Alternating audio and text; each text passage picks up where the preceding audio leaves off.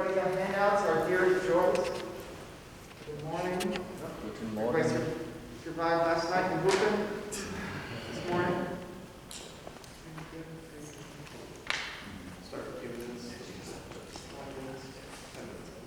Yeah. Feel free to, for those of you who brought button boxes, feel free to get them out so we have an idea, so we don't have to take time up in the workshop. Mikey and I will determine what kind of keys we got as soon as you have it. We probably leave them out right at the beginning, but do you have flats? Do you have GCF as well? Okay. Do you have a button box? Okay, well, do you got one? We got a flat box? Okay. Flat box? Oh, do you have a flat box? Okay. Okay, so two. Okay. Oh, do you have a button box? GCF. GCF. Okay. GCF. Okay, we got 2 GC, what we got? CFB, whatever, okay. One flat box. We got them covered. We'll rotate them out. Yeah. We'll rotate them out. Sure. You know, yeah, we have enough boxes here to cover the area, so we're in good shape. So.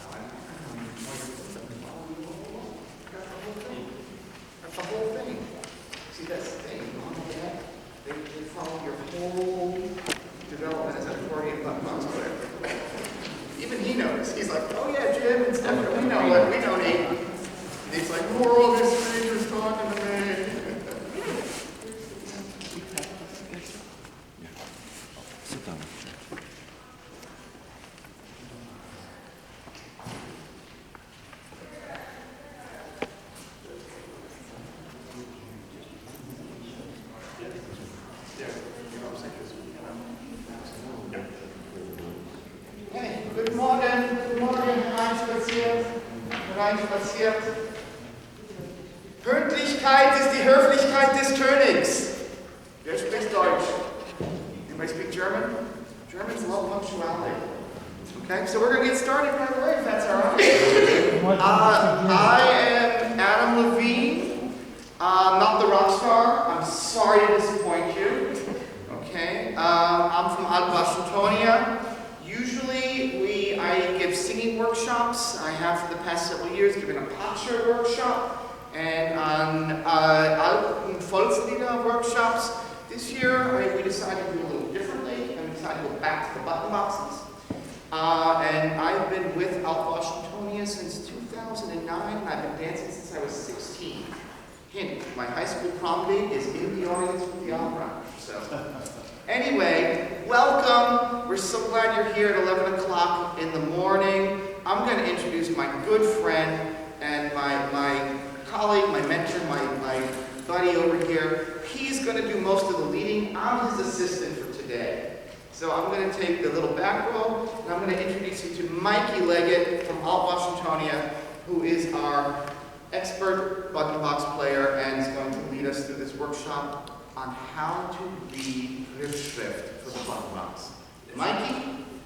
Thank you. That was a very kind introduction. As he said, I'm Michael Leggett. I've been playing button box for about 15 years now. I started at Joe Spiel's button box camp. And then I was lucky when I came back to the DC D.C. area that there was an Austrian lady who taught button box, so I took lessons from her for a few years, and where I am today. And thanks a lot to Griffschrift. Griffschrift is a very easy notation to read. So we'll go into that later. But first, I know it's early in the morning, but let's just do some introductions, try to get to know the audience. Nothing crazy. If you'd like to volunteer, if you could say your name and variety, what kind of got you interested in the button box, or how long you've been playing the button box, and what's something that you hope to learn and take away from this workshop. So, any comments? I'm Chris Myers from Orlando, Trachtler Drive. I've been playing about 9 years. And so I played the music for our group, and I saw that this lady had some accordions for sale. I saw that one in the box. I said, I have to have that. And I learned most of what I do off of YouTube and copying others. There's always more to learn. That's why I'm here. Awesome. Yeah, just oh yeah. Hi, I'm Emily Losky, and just an accordionist with the New Art Group, EBTG, and I've been playing piano accordion since I was 7 with my dad, and just enjoying it since then. And you, back at the judges training in May, seeing me play, I also have a small, very, very old wooden button box that needs a little work, but so I'd love to learn more about it and get to play it. But speaking to you back a couple months ago, you got me hooked on that. Oh, good. Awesome. Did you say UGH, did you say? No, the EBTG, the NCF. Yeah, Okay. NCF football. Good. Delaware. Next. Yep. I'm Denise Skatulski. I play accordion for the Bavarian Sports Club in Toledo. It's piano accordion.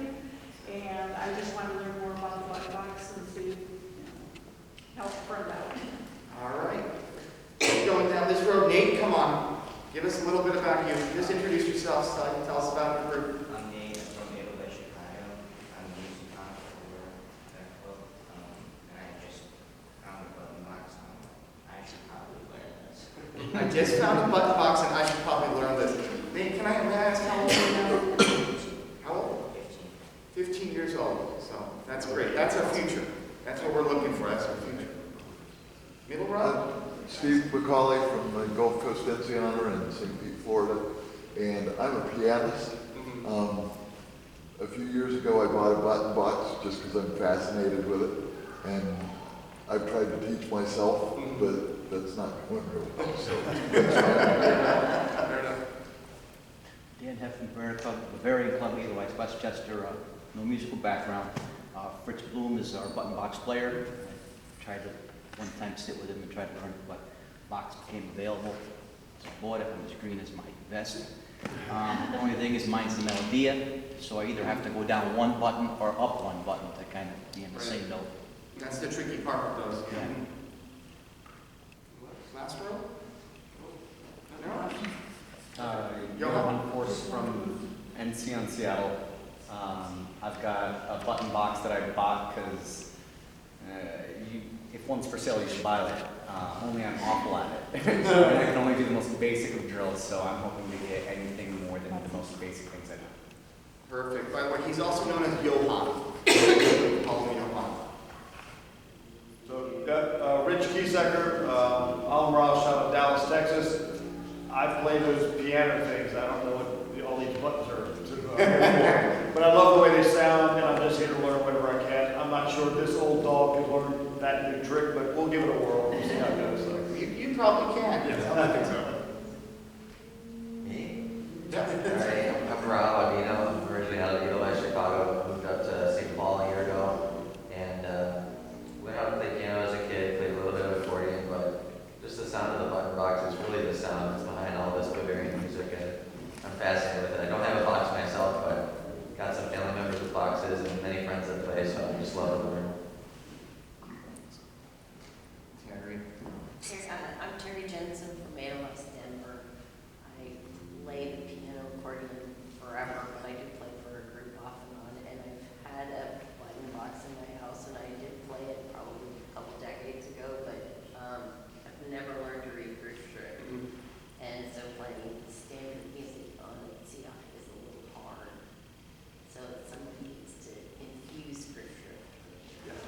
By the way, Terry and I started playing button box around the same time in 1990 in Decent, in Amerzee.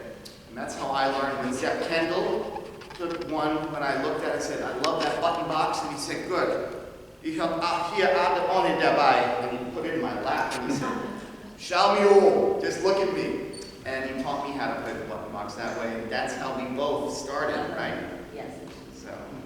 Awesome. Well, thank you all for sharing. That was very helpful. I mean, you can definitely tell that we're at least all captured by the magic that the button box has. You know, it's just, there's just something about the sound of it that just, it's just amazing. Yeah, so today I think you all will get a lot out of this workshop. And we're going to go over, you know, tips and things to keep away from bad habits and, you know, what to practice, you know, when you're trying to learn, even by ear. And then we'll go over Griffschrift, which is basically the basis of the music that is written for this box. I mean, it's specifically written for the button box. And all Bavarian music that you'll find has it in Griffschrift. And at the end of the packet, you'll see some resources for some websites that you can go to buy Griffschrift, and even some free resources. And I can tell that we also have a lot of new players, so we'll also just kind of go over the basics of what the button box is and the mechanics of it and how it works. So looking at the worksheet, we're going to look at the key things to know about the button box. So we're going to kind of go over three main terms here. The diatonic, this is my favorite word, the bisonoric, and the helicon bass, which is what makes this really special in terms of the sound. So everyone says that the button box is diatonic. What does that mean? So each row is its own key, as I think probably everyone kind of figured out. It only has 7 tones present for one scale, so you have G, C, F, or B flat, or B flat, D flat, A flat, D flat. Those are kind of the 2 most common button boxes. And when you're going in, that's the root third and fifth. When you're going out, that's the major 7th quarter tones. So that's what it means when it's diatonic. It just means that it can only play in a certain amount of keys. It's not chromatic like a piano accordion, which can play in any key. It's diatonic.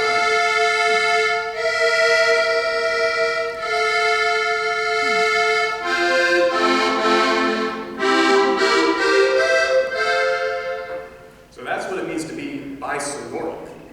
So that's the term. People get the diatonic and bisonoric. People ignore the bisonoric because it's a weird word anyway. But that's the word for saying that it's 2 different pitches heard when going in with the bells and going out. So that's what makes that bisonoric. And of course, you probably know piano accordions. We have a lot of piano accordion players. But it doesn't matter where you're going in or out. It's the same note either way. But button box is special. And you have to know when you're going in and out. And then the helicon bass. That's what everyone really loves about the button box is that bass. You want to play some bass?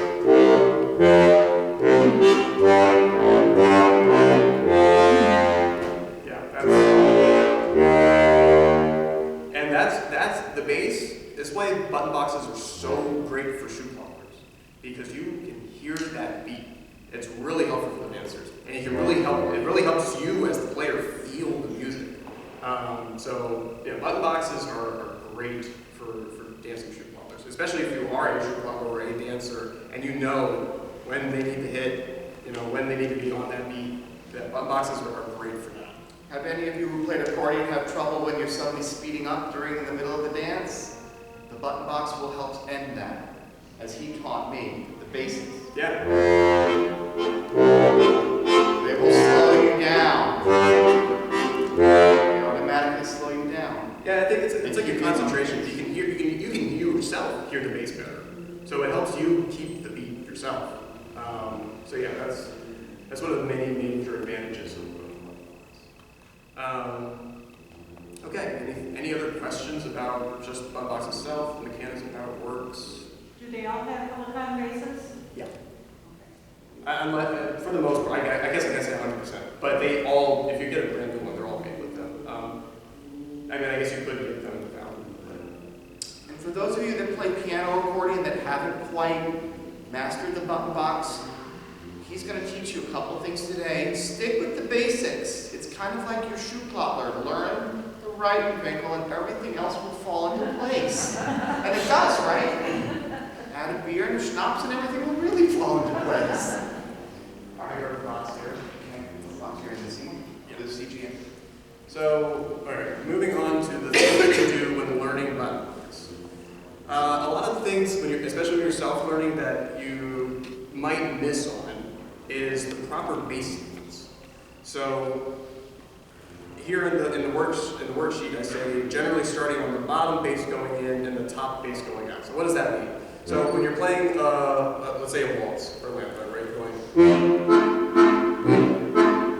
And you're starting on the bottom bass, right? You're going in.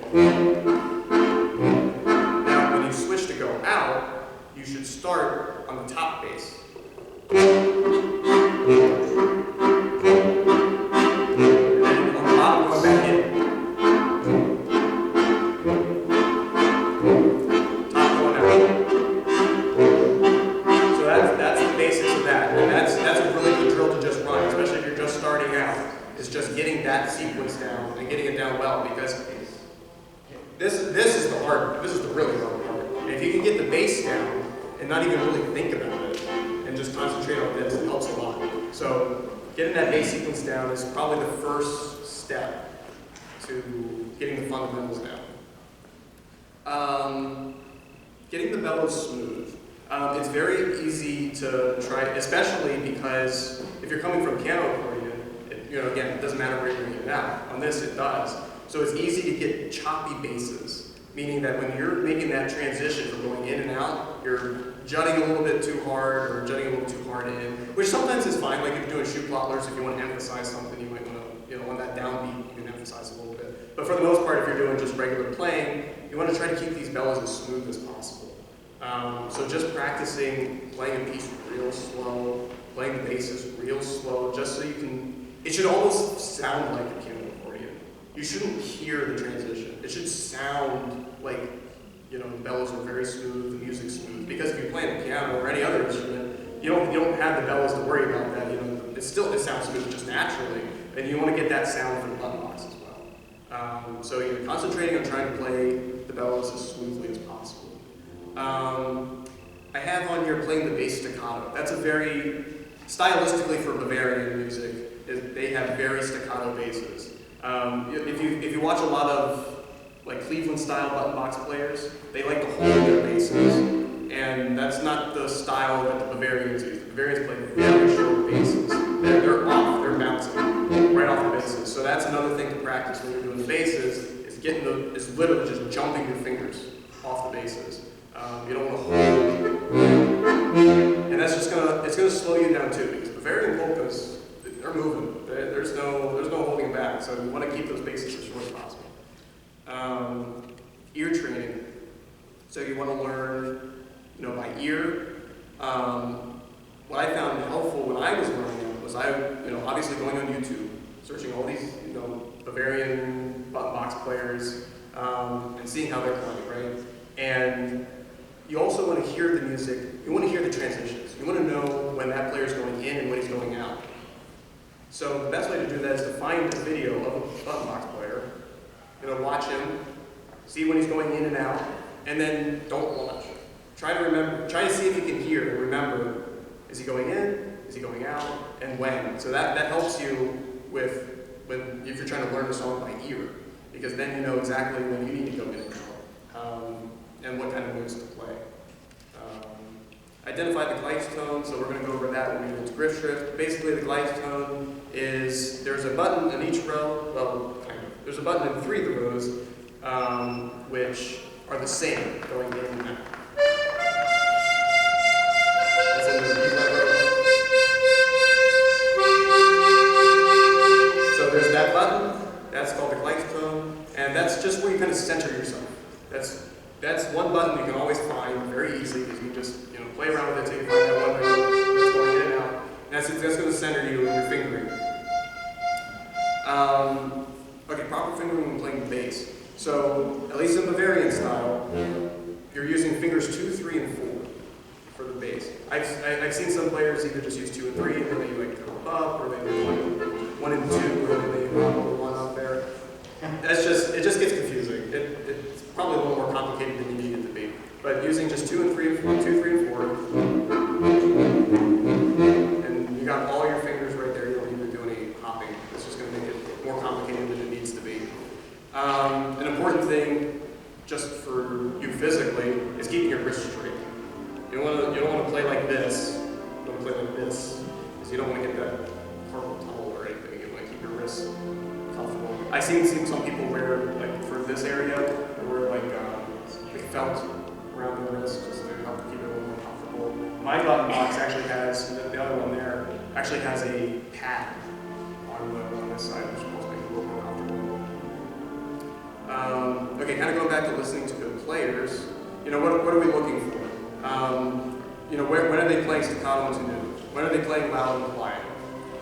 Is the players playing single notes, chords, thirds, sixths? These are just good questions to have in front of you when you're listening and you're trying to play by a certain style or learn by ear. These are good questions to look out for, like for the waltz, for example, like a landing from Shoe Club. You know, you can play like this.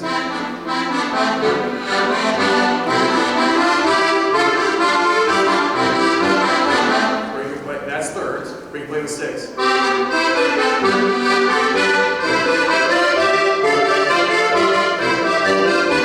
Right, so you can hear the difference between that. Or how I play it, I play with chords.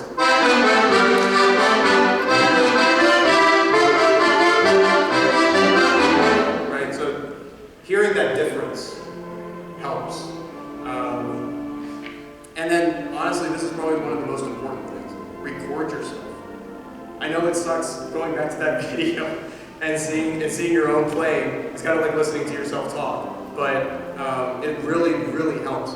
You can, and I have some questions here to help you listen to that overall sound. Are you achieving the style that you're looking for? Is everything smooth? What could be cleaner?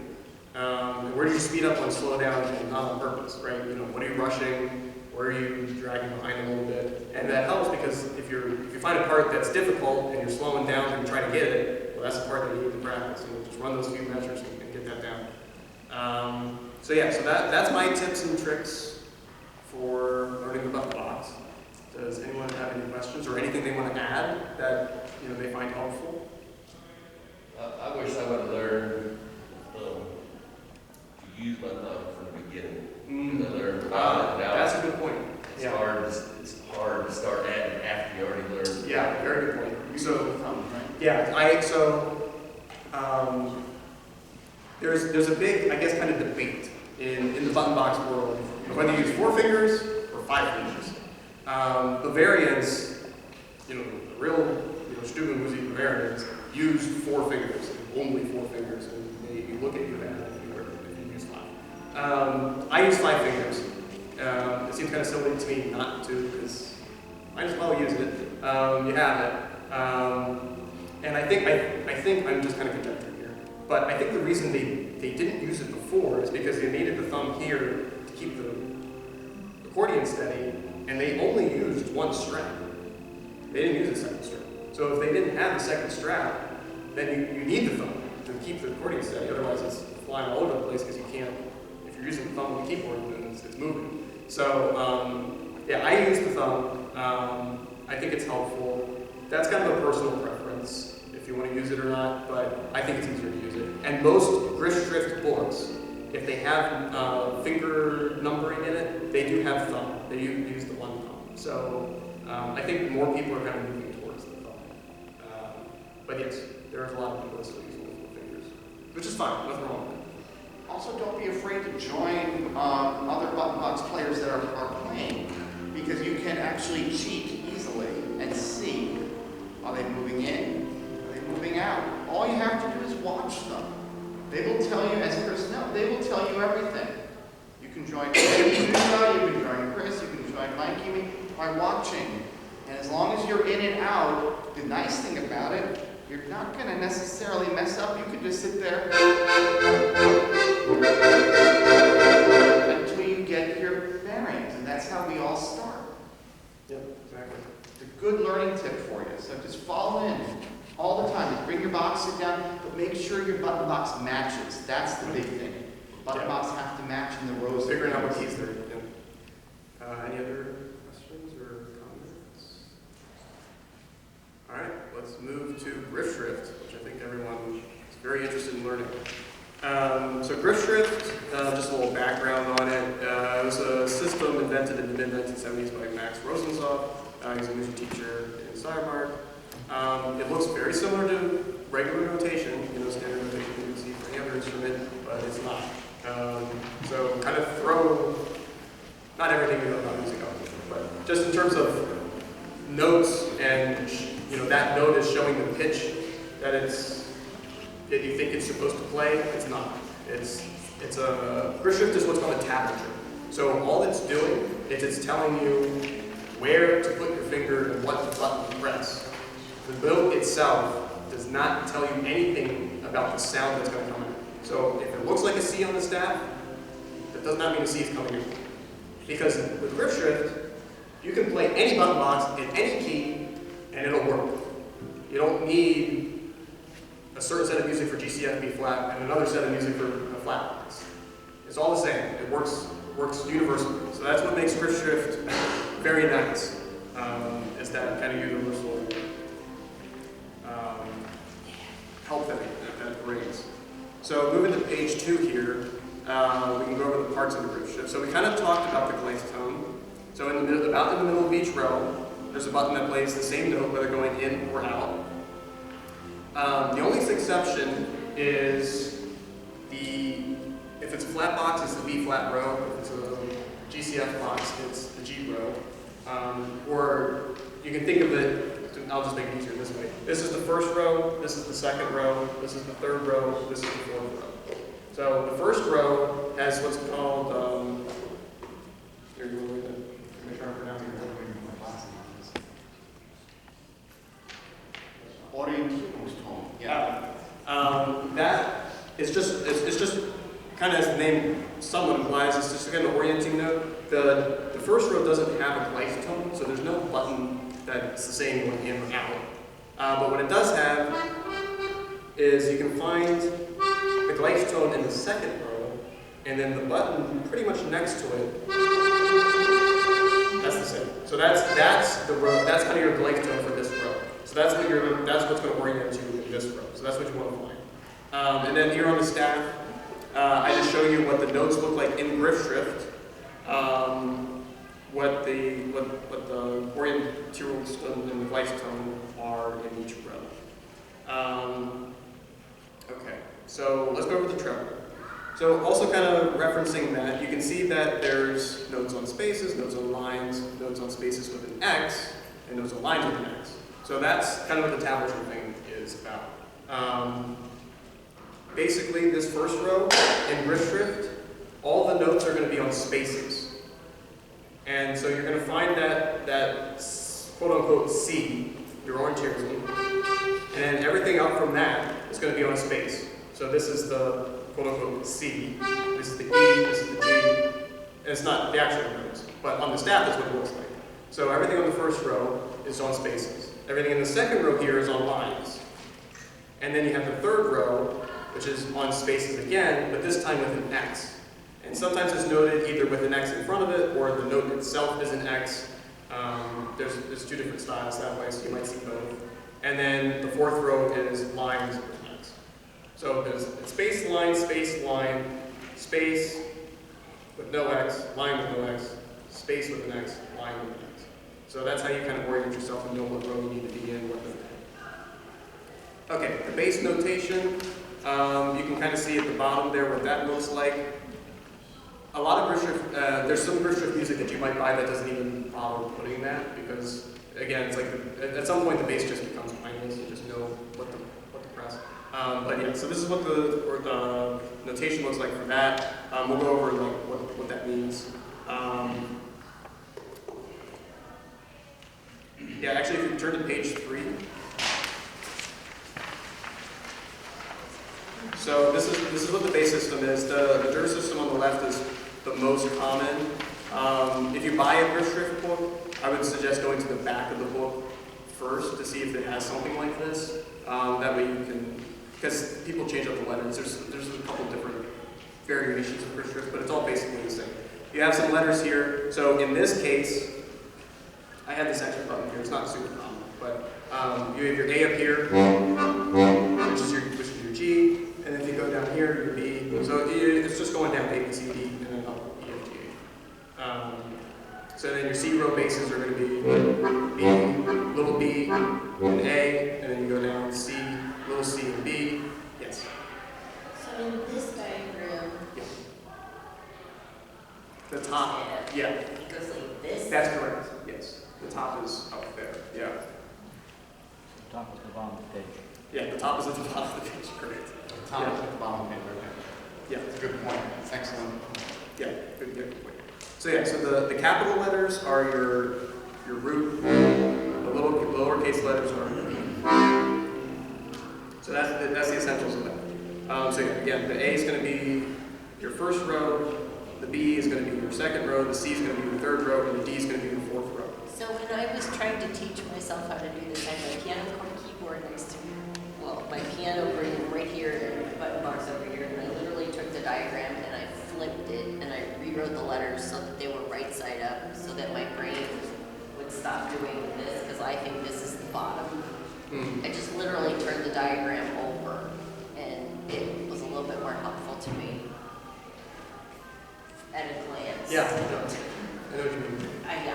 It was just easier for my brain. Yeah. So that's the base. Does anyone have any questions about that? Yes. Is the, so when you say it's the bass and then you have a chord, is that chord going to be a major chord, or is it a seventh? Or So in this outside row, they're major chords. They're all major chords. They're all major. Going up.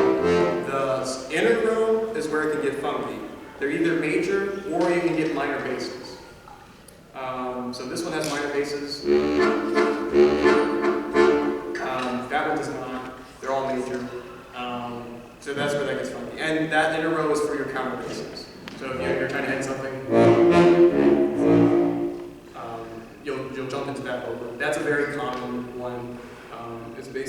It's actually written. We'll get to that in a second. But it's just the. Let's do the D. So if you're looking at D, it's D, C, E, and then. So if you're looking at the chart, that's what that is. So yeah, you're just playing. And then if you're in B, it would be C, B, F, C. Okay, so that's the bass. Any more questions about the bass? Yeah. Just curious, for this method, there was a method in the 70s. Yeah. How was it used written? Ear. Ear? Yeah, regular notation or just by ear. Yeah. Regular notation, it just makes it a little difficult because it just sets it up so in such a way that it's almost like a typo, right? Like you just know where the keys are. But yeah, the regular notation is difficult because then you can't transition from I can play that flat box with Griffschrift, and then I can play this one with the same piece of Griffschrift. I don't need to change the music or transpose the music for the box. Yeah, any other questions about this? Okay, we kind of talked about the treble. So let's look at the treble chart on page 4. This one has a similar, problem to the bass one. The top is at the bottom of the page. Reverse. Yeah, if you just flip it over, you can see the black darker circles. That's identifying the glyph tones there. You'll see at the top here, there's the Hauptton. That's the two top ones in the first row. If you have an older button box, they might or might not have them, but they're basically really funky keys. They're high pitched. They're like basically accidentals to help you with, especially like low primer music, to get those in. It just makes it easier. So that's the Hauptton, and that's identified by that. You see the H1 and H2. So that's how it's going to look like in the music. If you don't have those and you see those in the music, they're usually played with another button. So like somewhere else in the music, like you're playing this chord. If you don't have that Hauptton, just play the button on the keyboard. Okay, and as you can see, first row, notes on spaces. Second row, notes on lines. Third row, notes on spaces with the X's, and the fourth row is the notes on lines with the X's. And you can just see that they're literally just following up and down. So you just find the note you're looking for, and find yourself way up or down, and you'll find the note you're actually looking for. Any questions about the treble or the notation? Okay, great. So on page 5, here's our first little piece of Griffschrift music. I wrote a very, very basic exercise. It's the same melody, but in each of the rows. So this way it just helps you get familiar with the notation, the location of the notes, and they all start on, except for the last one, they all start on the Gleichtone. The reason the G row one, or the first row one, isn't starting on the Gleichtone is because this row is just funky. It just doesn't make any sense. I can't make any sense of it. But Griffschrift helps make some sense of it. Because it's all, if you've had any experience playing the button box, this row is nothing like the other ones. Yeah, so if you have a button box, let's see if we can see what is our most common. What is our most common button box in here? What do we have? What's your keys again? All flat, starting with B flat. There might be an F. Chris, what do you got? Which one? I got both. You got both. He's got both. I got. Somebody can borrow. My C F B flat. What's a good way to do it? Other button boxes. What do we got? G, C, F, B flat.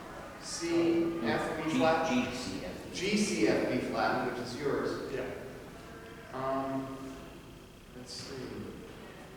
Well, let's look at the notation real quick. Is it common? Let me play for you and kind of demonstrate what I'm doing. GCF is the most common, or? Yeah, I'd say so. I'd say GCF B flat is the most common. Especially with bands, Well, the local bands. yeah. Local bands, not Bavarian bands, but local bands. I would say the flat box is becoming a lot more popular, especially in Bavaria. It's also, flat boxes are great with brass. They love playing those keys. It's easy keys for them to play in. So I think that's why it's becoming a little more common. But yeah, the GCF, especially in America, is definitely the most common one. You'll find the flat keys also, especially in Austria. One of the posture workshops I did, they love those flat keys. Because the higher the men can go with their singing, the better. And they love it. They love to get as high as they can. Over Österreich, if you have the Inviertler yodelers, they go up, and the flat box is beautiful for that. So. The other kind of, I would say the third most common is an ADGC or an EADG. Those are really good. Those are good keys to sing in, and they're great for strings. So if you've got a Geigenmusik, or you're playing with harps, you're playing with opera, you're playing with violins or violas, ADGC boxes are the way to go. They're also a little lower sounding, which I think is really pretty. So they sound really good. A lot of soloist button box players play ADGC, just because the sound it's a little lower, it's a little more warm, it's really nice sounding. Sure. The best most common one is probably the key of F. Yeah, I think so. As many people play an F. Trying. Okay, Okay, so so if we're looking, so each of them, there's technically 4 pieces written. The first 2 lines and the next 2 lines, those are the kind of verses, the phrases. So looking at the beginning, so that quote-unquote B, which is not actually a B when we play it, is the Gleichtone for the second row. So that's your starting note. Usually you'll start with your middle finger, your third finger. And if you're playing with the thumb, then you're just got all 5 fingers just lined up right here, and you're good to go.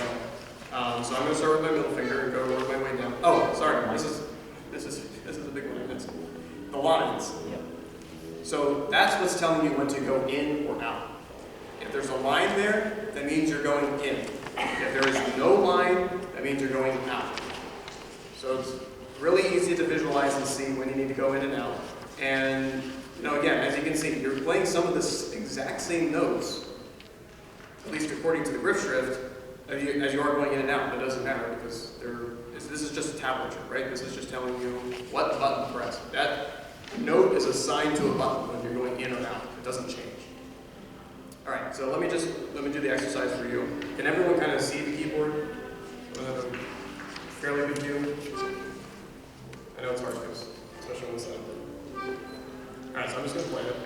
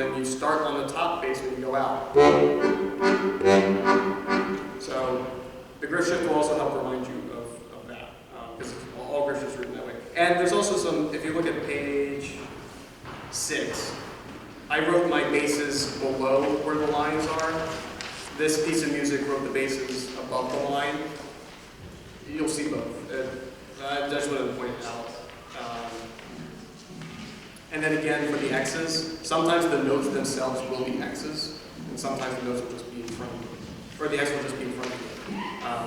Yeah. So the piano player is struggling with this. So B is the like tone, and the B, are these related to No. B and E? No. And is the B, how do I know what the B is? So the B, so like the B is off the diagram. Yes. So everything, again, so Griffschrift, yeah, exactly. Griffschrift is it's just pointing to a button. It's not, there's no note relation. So yeah, that, in terms of like, knowing what a whole note is recorded, that you need to know. But otherwise, you don't actually know, you don't need to know how to read music. Other than And when you do, it's really hard. Yeah, no, it's hard, yeah, it's hard. I read music too. It's very difficult to make that what it is. Honestly, I would recommend with Griffschrift, it's like get to know it so that you know popular like chords, common chords that were played, or common melodies, or common like runs, scale runs, stuff like that. And then once you have those down, you can pretty much play by ear because Bavarian music is very structured. They don't really do too much outside the box. I mean, more modern folk music does, and that's harder. But eventually you'll get it. And once you kind of understand those runs and understand what you're doing, then you can listen and figure out, oh yeah, I know that chord that you're playing is this. So Griffschrift is really good with just kind of getting familiar with what sounds can be played and what chords can be played. Any other questions? Question. Yeah. So, in this second piece of music here on page 6, you obviously have the one to play that you did in your exercise. Yes. So how do you determine how much pull and push you have to extend your button box to be able to play everything? Is there a chance if you don't extend enough, you're going to run out of? That is a very common problem.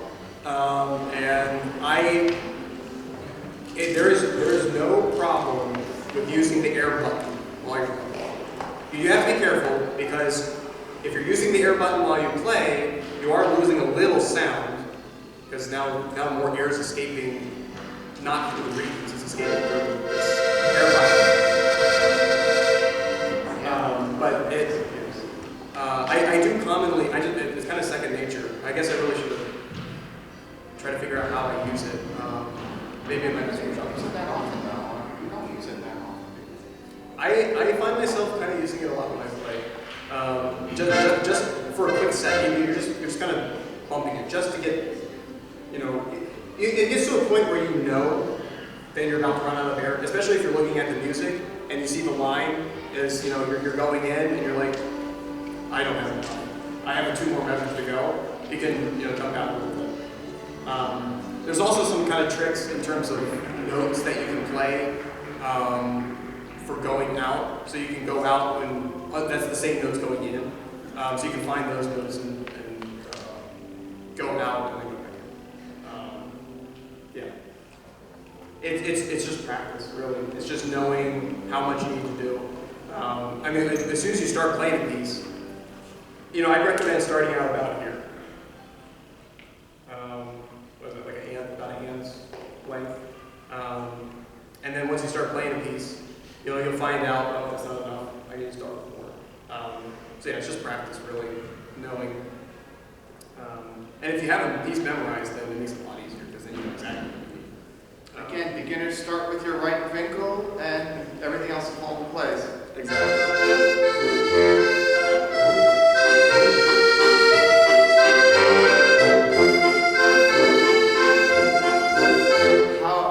It took me months to learn that.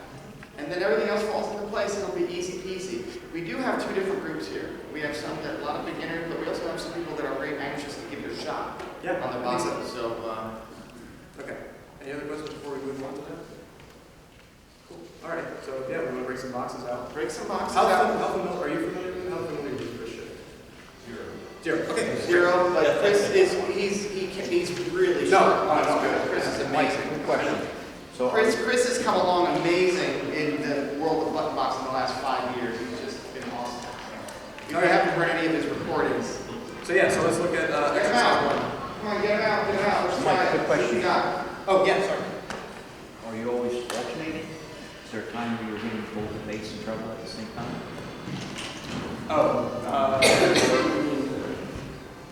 Sorry, can you rephrase the question? You're never pressing at the same time with both knees. So alternating. You're playing the music. Yeah. Yeah. So you're You follow what I'm saying? You're not pushing 2 buttons. You're always alternating with the bass and treble? No, you'll be placing them at the same time. It will be, okay. Oh yeah, wait, yeah. Like in this example. So you can see that the bass is playing with those notes the whole time. Okay. Yeah. So how many button boxes we got here? We have 1. Yes, Mike? Yeah, I have a question, Mike. Yeah. Folks here. If you're going to purchase a new button box, would you recommend a 3-row or 4-row, the GCF B flat, or a flat box? Yeah, I wouldn't invest all your money in the 3-row. If you want to just try it out, find a cheap 3-row and go for it. But a 4-row is really what you need. So if you're very serious about playing button box, I would recommend a 4-row. In terms of GCF B flat or flat box, that's tough. I still think GCF B flat's more common. So you might get more utility out of it. But I bit the bullet and got 2. So I have both. And I'm using both just as equally. So yeah, it's hard. I think it's more common to find GCF B flats for sale. And used ones.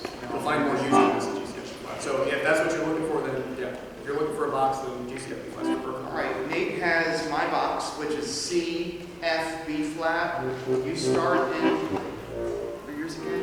GCF. GCF, GCF, And you have GCF. GCF. Okay, we have 1 to 4 box players. I'll take the sidelines for this. Okay. Okay, Chris, you got a GCF. What key do you want to take from this? So let's do. This is going to be a little. So this is mine. This is mine. Right. C. You start with C. Go off. Okay, so this is your app. So let's start. All right. This is F. Yep. So find I'm the ice cone. Right, I'm the Afro life dog. Okay, so you're going to, since you're in the second range, you're going to play these boxes. So that's what that's the music. So that's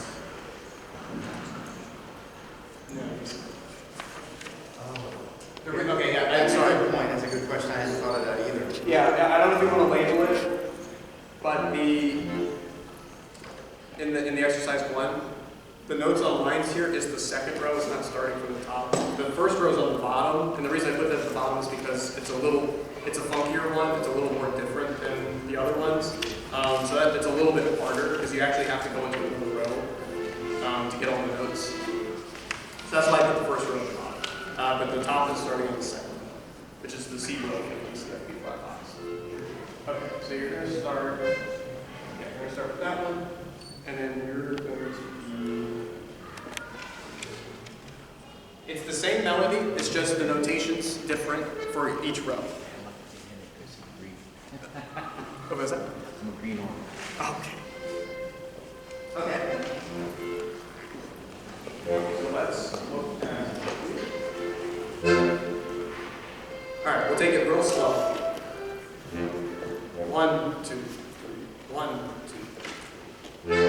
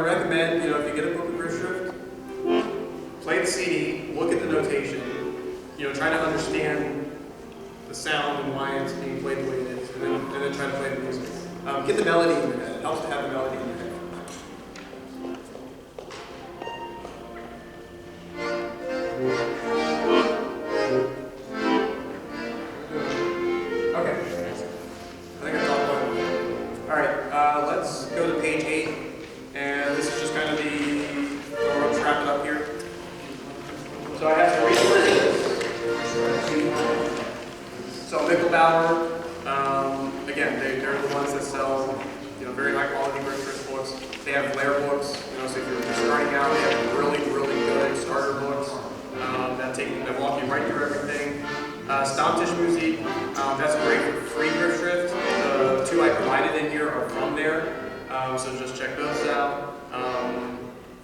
And then the other 3 are resources for learning how to play without Griffschrift. It's just they teach by ear. 2 of them are paid, but they have a bunch of great YouTube videos that are free that you can check out. So definitely do that. So just look their names up on YouTube. And then some recommended listening. These are just some really great varying button box players. If you and they're great. That's what I was listening to when I was trying to emulate the style. So that's my recommendations. Yeah. Anything else? Any other questions? Anyone super confused? I'm actually less confused. Good. I'm really glad to hear All that. those buttons I drive Yeah. crazy about. Yeah. It's good. Good. I'm glad.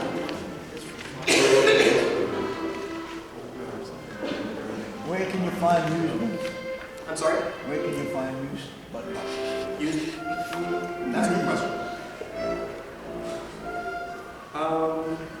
You know, you can find used ones on like online on eBay and stuff, but that's hard because you don't really know, right? You don't know what you're getting and the quality of it. There are some button box festivals, at least happen on the East Coast that I know of, and I've seen used ones sold there. I have a contact. I'll take your information afterwards. I have a contact. Yes. Liberty Bellows in Philadelphia. Oh, yes. Okay, I didn't know that. For the new and used accordions and button boxes. Oh, no. Good place. I've got a big old electric accordion. I can't play with it, it's so heavy. My back is shot, so I just want to go for a button box. Yeah. Spend a bunch of money on a new one, you know, at my age, you know, my kid's not going to need it. Gotcha. All right, great. Any other comments, questions? Liberty Bellows, 1 Second Street. Okay, well, thank you very much. I think